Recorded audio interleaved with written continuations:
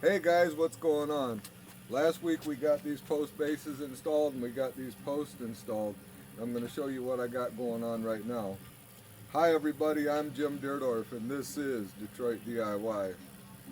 So what I've done is I've drawn some strings. I've got my other corner post set in place. I'll show you that here in a second. And I've drawn some strings to determine the height of the other posts. So let's take a look. Alright, I've got this corner post in place. This is my last corner post. And I've pulled a string from the top of that post all the way across and leveled it. Hopefully you can see that. I know the light's a little bit funky. There's my string level, so I'm in good shape. Now I've also done that on the other side here, back to the ledger board, and I'm good and level. So far everything is looking really good in that respect. So I've got the rest of my post bases installed here. I still have one more to put on. Before I take this post down, I'm going to go ahead and mark it, but I'm going to leave it there, and I'm going to get my measurements from the post base to the string so that I can get them cut. So I know that string's a little hard to see there, you can see it. So I'll get those measurements and that'll give me the total length of those posts, and then I'll cut the ledge out for the rim board to sit on. So that's where we're at right now, and hopefully in a little bit we can start getting some joists in place. That'd be really great. So we'll be back. I'll show you what's going on. I'll show you how we're going to through bolt these to hold them to the posts and get everything secured. I've got my other two posts in. I've got the corner in. I've got it all cut, ready to go. And I've got this one in. So what I'm going to do is I'm going to drill the holes through it to get my bolts in and get it bolted. This one's getting 2 bolts. They'll be 2 inches from the top, 2 inches from the bottom, and 1.5 inch in on each side. So let's get these holes drilled. Right now I have a clamp up there holding it just to keep it where it needs to be until I get these bolts in.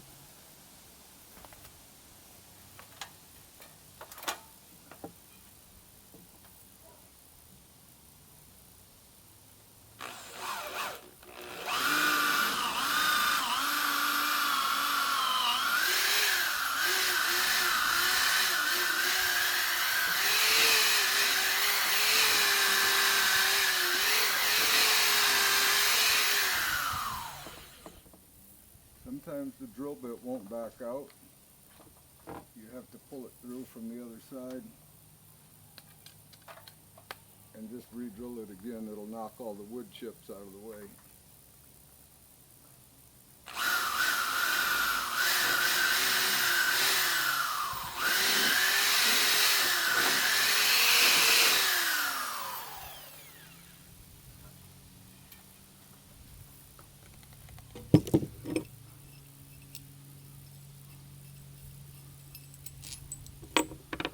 Now I'll just knock my bolt through.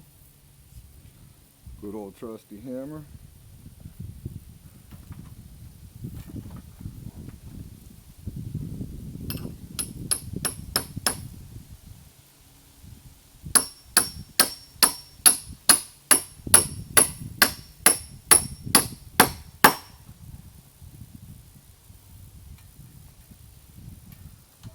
Alright, get the nut and the washer on the back side.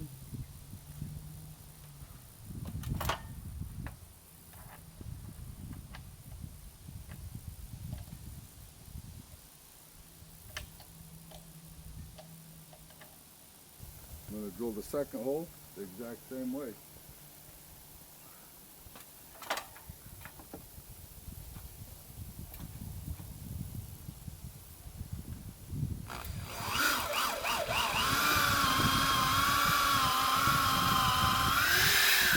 And the reason I'm using this little electric drill, it just saves on batteries. I don't have to worry about batteries going dead, running to get a battery, and it's just got a little more power. Alright, let's get this last bolt in, and then this corner one we'll get 1 bolt right in the center.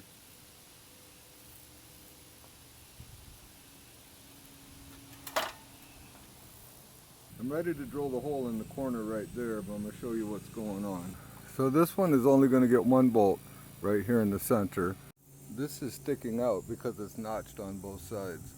So when the rim board goes on, what I'll do is I'll put two structural screws in here, one here and one here, 2 inches from the bottom, 2 inches from the top, to lock that into place, and it'll also help hold this in place better. I'd rather put 2 bolts in the face board, one top, one bottom, than 2 bolts in this board. That's supporting everything. I've got this post set in place, and now I need to square it. So what I've done, I've got my bracing on, but I've only got 1 screw in each brace so that I can move them around. And I'm going to use this post square. It's a pretty nice little gadget. It's got a little rubber band on it that barely gets around a 6x6, but it does. So we're just going to put that on here.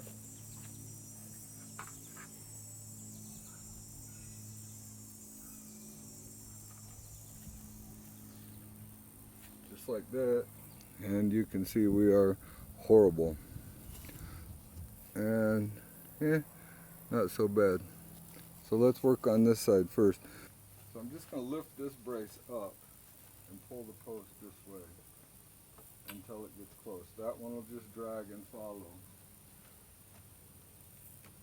Once I get in the lines, I'm going to kind of put a little down pressure on this post, and then I'm just going to pull it and sink it in the dirt.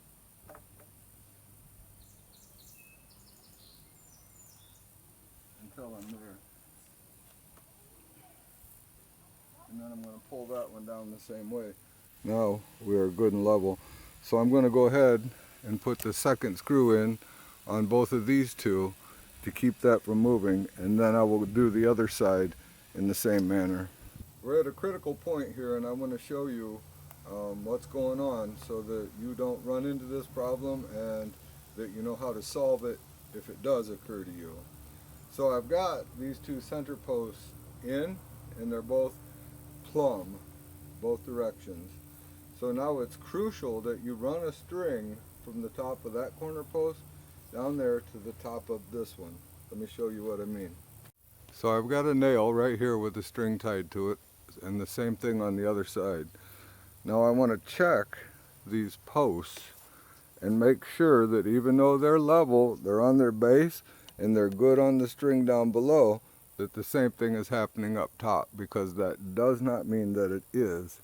And as you can see, it is not. There's about a 1/4 of an inch gap on this post. So don't nail your posts at the bottom once you get them plumb, especially these center posts like this, because you can run into this issue. This post, however, is in good shape. It's got a little bit of a twist to it, but it is in really good shape. It's not heavy contact, it's just right. So, and I can even push it back a little bit and double check that. And that's what you want to do. You kind of want to give it a little nudge back and make sure that a gap opens up. So what I'm going to have to do is take this post back out, and I'm going to have to adjust the base. So I'll get me a mark on here to where I need to adjust the base to, and I'll get that taken care of. And these are adjustable bases, and that is a beautiful thing. So I'll get that taken care of, and then I'll get this post back in place, and we'll be good to go. I've got my post taken care of, and now I want to go ahead and get these hangers in place on this face board or this rim board before I install it. And I just wanted to show you how they work and how to attach them. So there's a little tab right here that you can knock into place once you get it set. And they are spread out quite a bit, so you'll need a piece of whatever material you're working with to set in there to get them the right distance apart. So let's get this one put on. Okay, what I like to do is line up one side, so we're just going to pull it down so that the bottom is nice and flush with the bottom of the board. Just kind of hold it in place and knock this tab in just like that. Give it a little square up. If it moved on you a little bit, 1.5 inch hanger nail.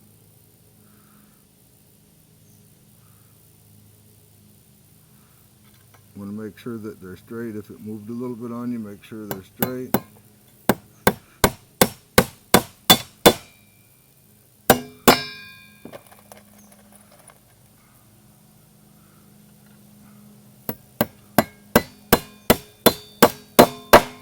And you want to use every hole.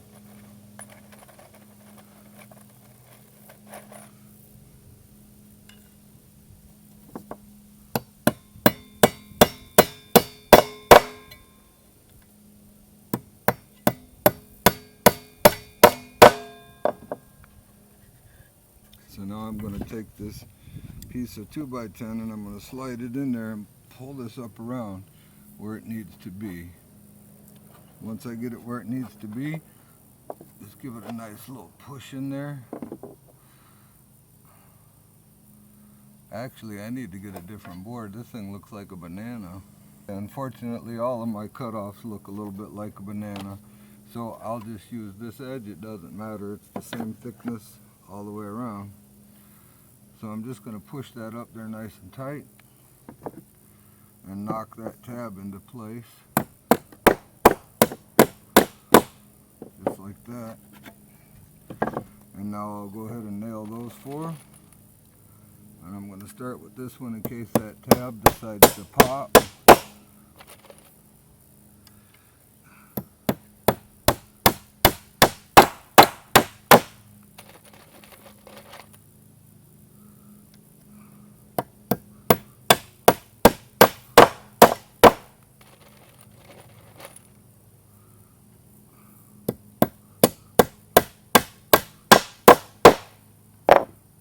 And that is that.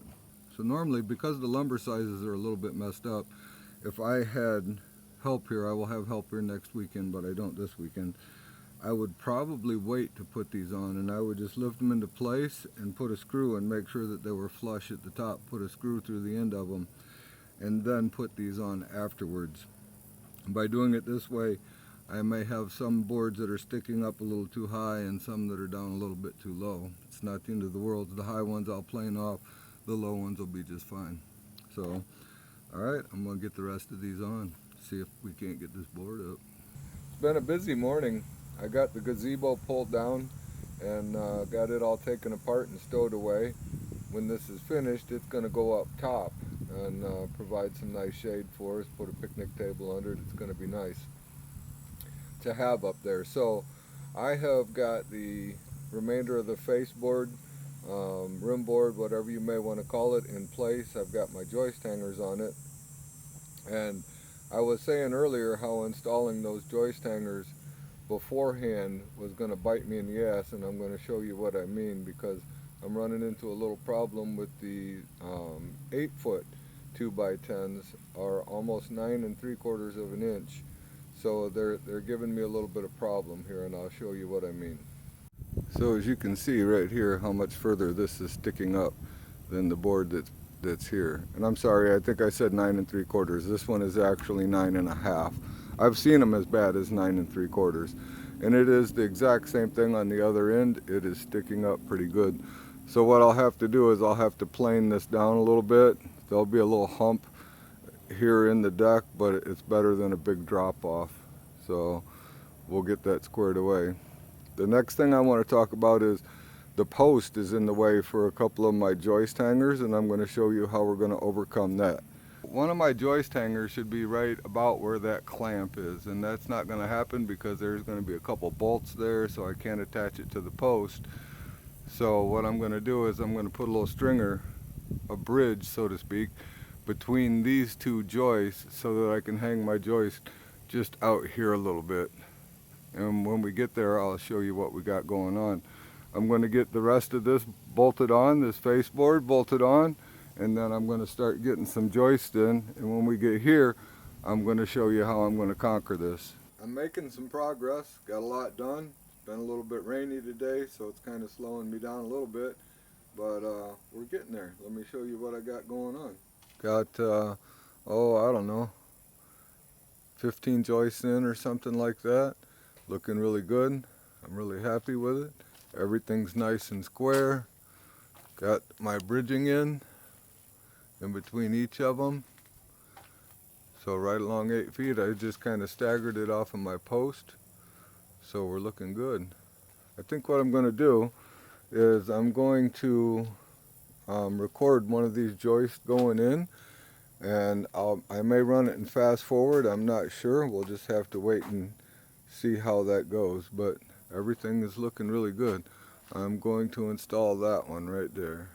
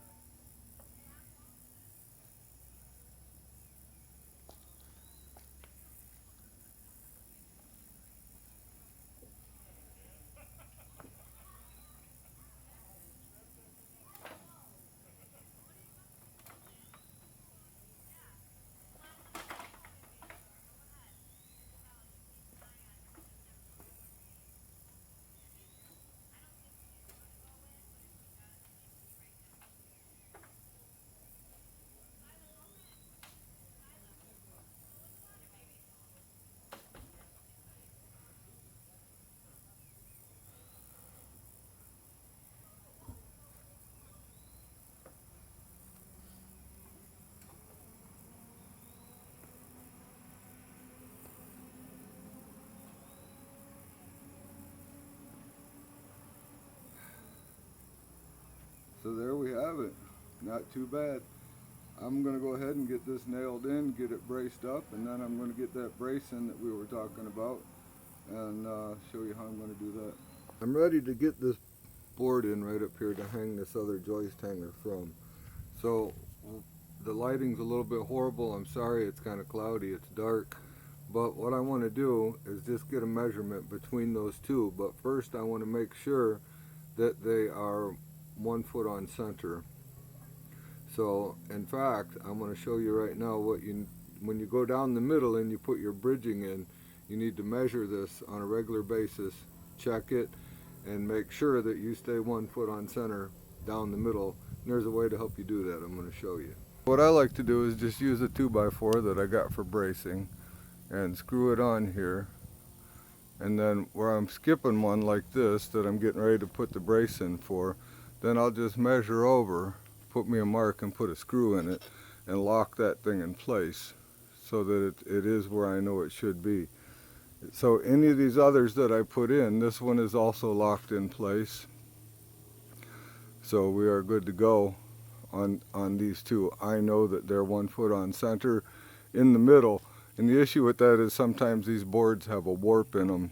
So you want to make sure you get that pulled out and everything gets nice and straight, and check it regularly down the center to make sure you're staying at your dimension, whether it be 16 inches on center or 1 foot on center. Make sure you're staying with those dimensions. So before I cut this piece here, I'm going to run a tape measure down and make sure that I am on my dimensions of 1 foot on center. It's close to the face board or the rim board, so I should be just fine, but I want to check it and make sure. I've got the board cut and I've got it setting in there. Now I just want to check it for square. I only marked one side, not both, so I'll check it for square and then I will mark both sides. I'm also going to go ahead and mark it for my joist hanger and get that installed before I put it up there, so the joist hanger will be on. I'll also be putting a joist hanger here and over here on the other side as well, but I'll do them after it's installed. I'll put 2 screws, one screw here and one screw at the very top on each side, and then I will lock it into place. So what I wanted to make sure that I did was left enough room for maintenance on these bolts, because as this wood dries and shrinks a little bit, I'm going to have to come through from time to time and tighten these, and I don't want to fight getting in here to get them, so I'm going to leave myself plenty of room to do so. The last couple of days have been pretty crappy, a lot of rain, a lot of wind, but I've been getting a few things done, so that's a plus, right? I've got all the joists in. I'll show you what we did over here, what I highlighted just a few minutes ago, and then I'll show you what I got here that's a little bit questionable. I'll probably fail inspection over it. I'm not sure if they'll like that or not, and I might have to put a steel framework in there. We'll just have to wait and see. So let's have a look. So this is the box out, all complete, joist in, everything's good, plenty of room, turned out really nice. The questionable part is here from my door, because the ceilings are so low in this house. I had to do this, and the reason I had to do this is so that my door would open and not hit anything. As you can see, it's close, but it's good. So I don't know, if I fail because of that, all I'll have to do is get some box steel and put in here in place of these. We'll just have to wait and see what he says. They're 2.5 inches. It's not a very big area. I'm not worried about it, but they might be. So what I've got going on now is these are the cutoffs from my main posts, from my 6x6 posts. And I've cut 45s on them off of this template that I made. So I've got one in right here, and I need to put 5 more in. So I've got a couple of structural screws in here, just a couple of decking screws kind of holding stuff in place. Then at the top I ripped down some 2x6 to 4 inches, and I put in and I screwed it into the joist and from the outside face, and then structural screws through the top into this. So I know the lighting is horrible. There we go, a little bit better. So I'm going to continue on and get all of them in, and then the main deck frame at that point in time will be just about finished. I do need to put some supports on here. I'd like to use the 6x6s as well, but I don't have any more, so I'll probably just put some 2x4s in there and call it good. But we're looking good. I'm hopeful to get started on the walkway today. I have to go home in just a few hours, so we'll see what we get. It's been a long day and I'm out of time, but I got everything done. Let me show you what we did. So I got all this bracing in. Looks really good. I'm really happy with that. The walkway, I got part of it laid out, but I didn't get it finished. So let's take a little closer look at what we got here.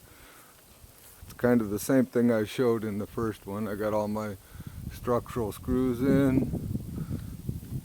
All turned out really nice. I'm happy with it, and I'm sure it's going to be nice and sturdy. I need to get some more 6x6 material to replace that 2x4, and I'll probably do the same thing over here just to give it some lateral bracing other than those. But other than that, guys, that's going to do it for this time. I'd like to thank you for watching. If you enjoyed yourself, click on one of those 2 videos. They're going to pop up right there. Thanks for your support and everything that you do. And I'd like to give a special thanks to Brett Wimmer and Tony Iconelli, because none of this could happen without them.